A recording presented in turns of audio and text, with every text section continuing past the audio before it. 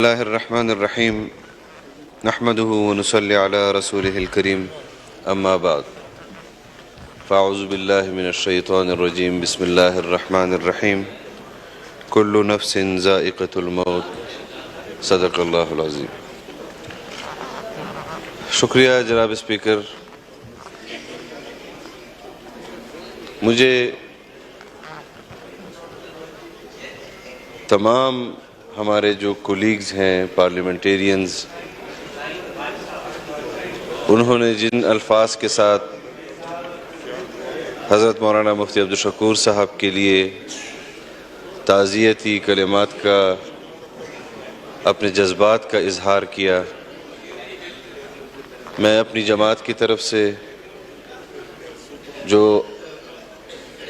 خیالات آپ نے ان کے لیے اظہار فرمائے، جو دعائیں ان کے لیے کی، میں بھی آپ پارلیمنٹیرین سے تعزیت کرتا ہوں ان کی، کیونکہ وہ اس پارلیمان کے رکن تھے، اور حقیقت یہ ہے کہ انہوں نے ان 5 سالوں کے اندر پارلیمنٹ کی جو خدمت کی، آئین کی جو خدمت کی، جو ان کا کردار رہا پارلیمانی، وہ آپ کے سامنے تھا۔ جمعیت علماء اسلام کے لیے یقیناً یہ بہت بڑا خلا ہے جو پیدا ہوا ہے۔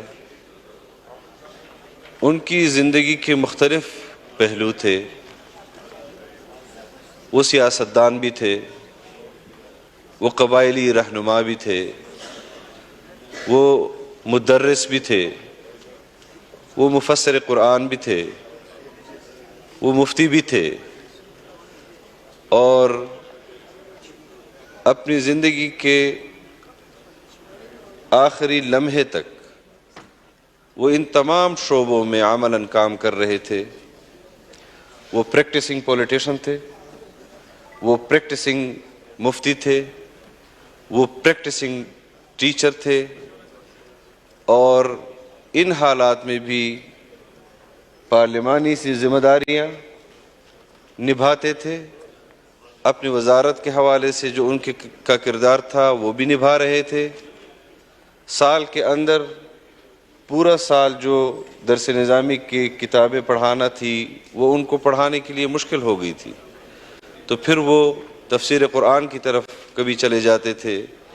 کوئی ایک کتاب ان کے درس و تدریس میں ہمیشہ شامل حال رہتی تھی۔ میں خود، میرے پاس شکریہ کے الفاظ نہیں ہیں کہ جب ان کے ساتھ یہ حادثہ پیش آیا، مجھ سے پہلے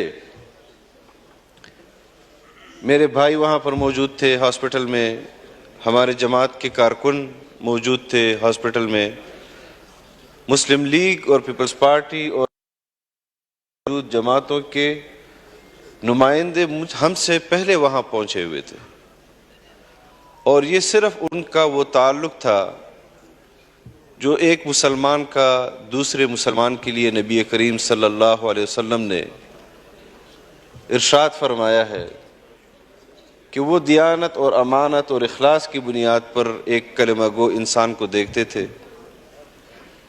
ان کے اس سیاسی سفر میں میں نے کبھی ان کے زبان سے یہ نہیں سنا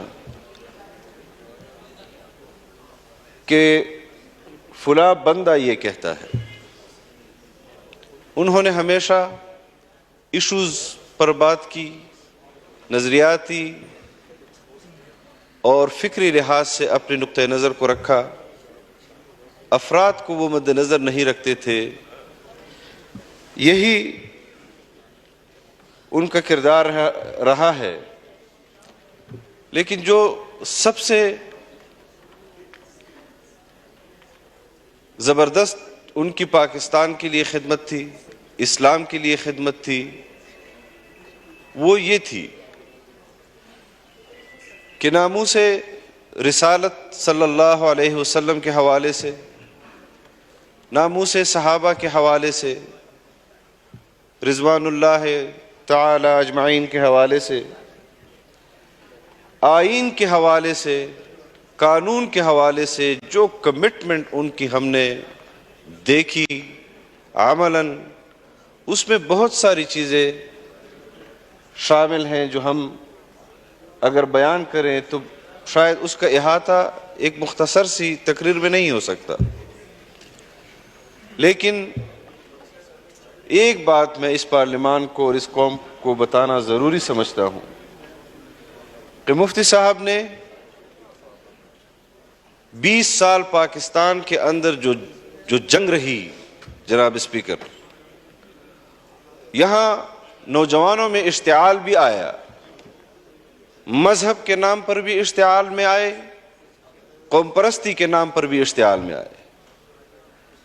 لیکن حضرت مفتی صاحب کا کردار یہ تھا کہ وہ جس طرح خود آئین پاکستان کے ساتھ کمیٹڈ تھے، اس طرح انہوں نے اس فرض کو نبھاتے ہوئے قبائل میں جذباتی نوجوان کے کندھوں سے بندوق کو اتارا، اس کے لیے جدوجہد کرتے رہے، خود بھی اور اپنی جماعت کے تمام ذمہ داروں کو، کارکنوں کو مسلسل یہ تبلیغ کرتے رہے کہ ہمارے اکابر نے ہمارے لیے آئین کا جو راستہ چنا ہے، ہم نے اسی راستے کے ذریعے سے اپنے نظریات اور افکار کے لیے جدوجہد کرنی ہے، اور ہم نے اسی راستے سے اپنے نظریات اور افکار کو لاگو کرنا ہے.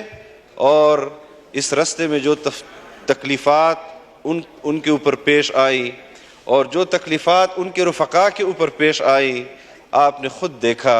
پہلے ان کے اساتذہ کرام ان کو شہید کیا گیا، جب حالات پاکستان کے اندر خراب تھے ان کے اساتذہ کرام کو شہید کیا گیا، مفتی مولانا حسن جان صاحب کو شہید کیا گیا، مولانا نور محمد صاحب کو شہید کیا گیا، مفتی نظام الدین شاہ مزئی صاحب کو شہید کیا گیا، آپ کے کولیگ مولانا معراج الدین صاحب کو شہید کیا گیا، ڈاکٹر خالد محمود سومرو صاحب کو شہید کیا گیا. اس طرح بہت سارے لوگ مختلف جماعتوں کے اندر. اور جناب اسپیکر، ان تمام ساتھیوں کے شہادتوں کے اور خون نے ہمیں طاقت دی اور ہمیں اس پر اور تقویت حاصل ہوئی کہ ہم جو جدوجہد کر رہے ہیں آئین کے لیے، پاکستان کے لیے اور اسلام کے لیے، یہ پاکستان کے دشمن کے نظر میں، اسلام کے دشمن کے نظر میں کھٹک رہی ہے. اور ہم نے ان کے اس امانت کو جو نظریے کی بنیاد پر اور افکار کی بنیاد پر ہمیں وراثت میں ملی، اس کو مزید ہم اس امانت کو آگے بھی اپنی نسلوں میں منتقل کریں گے. اور ہم جانتے ہیں کہ انہوں نے جس طرح قسم پرسی سیاست کے میدان میں، تدریس کے میدان میں خدمات سر انجام دی، میں نہیں سمجھتا کہ پاکستان کے اندر کوئی شخص اس بنیاد پر اپنا عذر پیش کرے کہ میں تو غریب ہوں، میں سیاست نہیں کر سکتا. تو مفتی عبدالشکور صاحب نے اس عذر کو اپنے عملی کردار سے آپ کے سامنے ثابت کیا کہ ہم سیاسی محاذ پر غربت کے باوجود بھی اپنے نظریات اور اپنے افکار کے لیے اپنا کردار ادا کر سکتے ہیں. اور میں آخری بات جناب اسپیکر، کہ آج ہماری قیادت، ہمارا کارکن وہ غم کے اندر ہے، وہ غم میں مبتلا ہے. ان کے لیے مفتی عبدالشکور صاحب کا صدمہ بہت بڑا صدمہ ہے. اور جو لوگ ان کو قریب سے جانتے ہیں وہ جانتے ہیں کہ ہم نے کس مرد قلندر کو کھویا ہے. وہ جانتے ہیں کہ وہ اپنی رائے پارلیمان کے اندر بھی دیانت کی اور امانت کی بنیاد پر دیتے تھے. مجھے یاد ہے جناب اسپیکر، مجھے اس بات کا اظہار کرنا چاہیے، حکومتی بینچز پر بیٹھی ہوئی ایک خاتون، جب ہم اپوزیشن میں تھے انہوں نے یہاں ایک تقریر کی، ہم نے وہاں پر مزاحمت کی کہ آپ کے الفاظ اور ان کا چناؤ وہ صحیح نہیں ہے. ہمیں گالیاں بھی پڑی، ہمیں بہت سارے القابات سے بھی نوازا گیا. پھر اس خاتون کے دل میں واللہ عالم کیا آیا کہ مفتی عبدالشکور صاحب کے پاس آئی کہ میں نے تو اس آیت کا یہی ترجمہ اور تفسیر سمجھا ہے، آپ میری رہنمائی کریں. اور جب تک وہ خاتون اس پارلیمان کا رکن تھی، دینی معاملات میں مفتی عبدالشکور صاحب سے وہ رہنمائی لیتی تھی. ہم جمعیت علماء اسلام کسی سے اس بنیاد پر کہ ہمیں یہ فرد اچھا نہیں لگتا نفرت نہیں کرتے جناب اسپیکر. ہم کسی سیاسی جماعت کے کارکنوں سے نفرت نہیں کرتے. ہم کسی جماعت کی قیادت سے ذاتی بنیاد پر نفرت نہیں کرتے.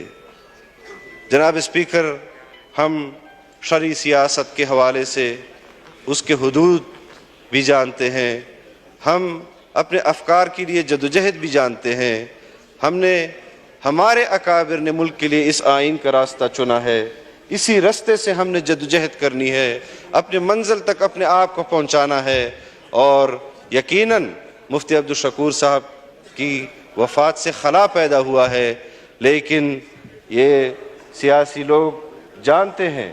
اور ہمارے قبائلی اضلاع سے جن ممبران نے یہاں پر خیالات کا اظہار کیا مفتی عبدالشکور صاحب کے لیے، ان کے سیاسی کارکن جو انہوں نے پیدا کیے ہیں جماعت کے لیے اور پاکستان کے لیے اور اسلام کے لیے، وہ صدقہ جاریہ ہیں.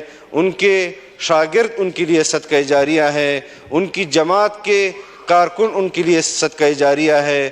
ہم ان کی اس امانت کا علم اسی طرح بلند رکھیں گے اور اپنی آنے والی نسلوں تک بھی منتقل کریں گے. اللہ تعالیٰ ان کی خدمات جلیلہ کو پاکستان کے لیے قبول فرمائے. ان کی اس خدمت پر اللہ تعالیٰ ان کو اجر عظیم عطا فرمائے. ان کی اولاد کو اللہ تعالیٰ صبر جمیل عطا فرمائے.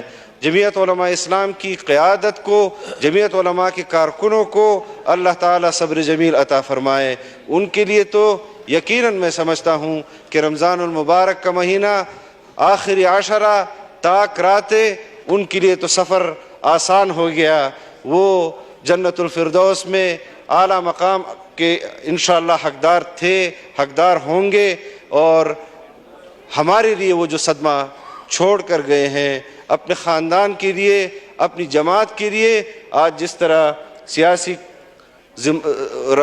رہنماؤں نے خیالات کا اظہار کیا، یقیناً یہ ایک سیاسی کارکنوں کے لیے نقصان کا اور صدمے کا باعث بنے ہیں. اللہ تعالیٰ تمام پاکستانیوں کو، سیاسی یہاں پر جو زعماء ہیں اور ان کے خاندان اور ان کی جماعت کو اللہ تعالیٰ صبر جمیل عطا فرمائے، لواحقین کو صبر جمیل عطا فرمائے. اللہ تعالیٰ ہمیں مفتی عبدالشکور صاحب کا نعم البدل عطا فرمائے. ہماری قیادت کے لیے بھی آپ دعا کریں اور اللہ تعالیٰ تمام مسلمانوں کی مغفرت فرمائے اور اللہ مسلمانوں کو ایمان کی موت دے. وآخر دعوانا ان الحمدللہ رب العالمین.